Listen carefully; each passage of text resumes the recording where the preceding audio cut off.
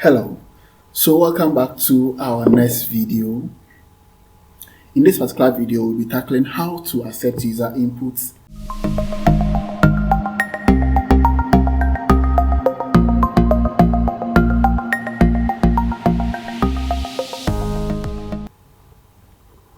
So we realized that in our previous video, we did assign the value of x in our programming language. But the question is, how do we prompt our users to enter the value of x and the value of y for the system to calculate the end result, which is z? Okay. So I think our screen is becoming cumbersome. So let me delete these two statements here. And let's go in here. Don't forget that we had some the variable here, so since we have deleted, we just need to clear that variable. That is fine, so we are good to go. So let's also remove this assignment, manual way of doing the assignment, and let's use another input statement. So to accept input from user, we use this particular statement. So we just double click on this one and just you say that enter a variable name below. So just enter, okay, ask the user to accept the input of x for me. Here to just go ahead and say that they should input the value of y for you. Okay, so what we have done right now is that we are accepting user input.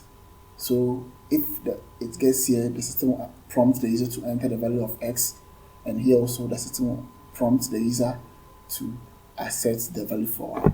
Don't forget, previously we were assigning the variable manually in here. We were using the assignment operator like this. We were doing something like this: x is equals to something like this. But this time around, we are prompting the user to enter a value for our program to do the calculation for them. I think this one is a little bit fun. Okay, so let's go ahead and run and see what will happen. So click on run. Now you see that it's prompting us to enter the value of what x. So let's enter 90, maybe 900, and click OK. Now it's prompting us to enter the value of y. So let's enter something like 64. Click OK. Now it's telling us that the summation of this is 1964. Okay, that's fine. So this is how we use assignment operator. So let's create, for example, let's create another variable called let's say name, and let's make it string here, and let's use the inputs statements, and let's enter that, okay, prompt the person to enter name. Now let's run it and see. Now x, y, let's enter something like this. Now it's prompting us to enter for y, so we can enter something like, okay, James, and let's type okay.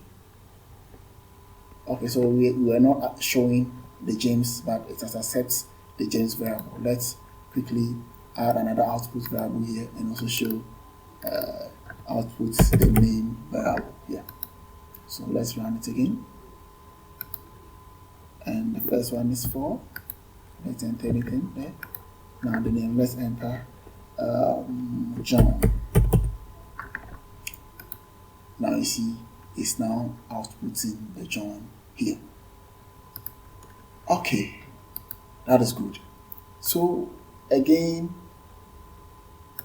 flowgorithm is just informing us that just focus on the concept when you are beginning to program. I'm sure this particular idea or this particular way of learning programming is not scary at all, because it's just helping you to have fun with the whole development, but then it's also building your concepts on programming. So for example, let's go back to our source code viewer and see how this language will work in any language you are comfortable in, you are interested in learning. So, for example, if you want to learn Python, let's click on Python, how to do it. So you click on Python and it's telling you how to code this particular language when you are using Python. Very simple. Let's check if you want to do that in VBA. That's it. Let's check how to do this when you want to use JavaScript. That's it. Okay. So again, thank you very much. Don't forget to comment on so far how the course is going for me to be able to give you proper content and help you to in your programming journey. Thank you for watching. Meet you again.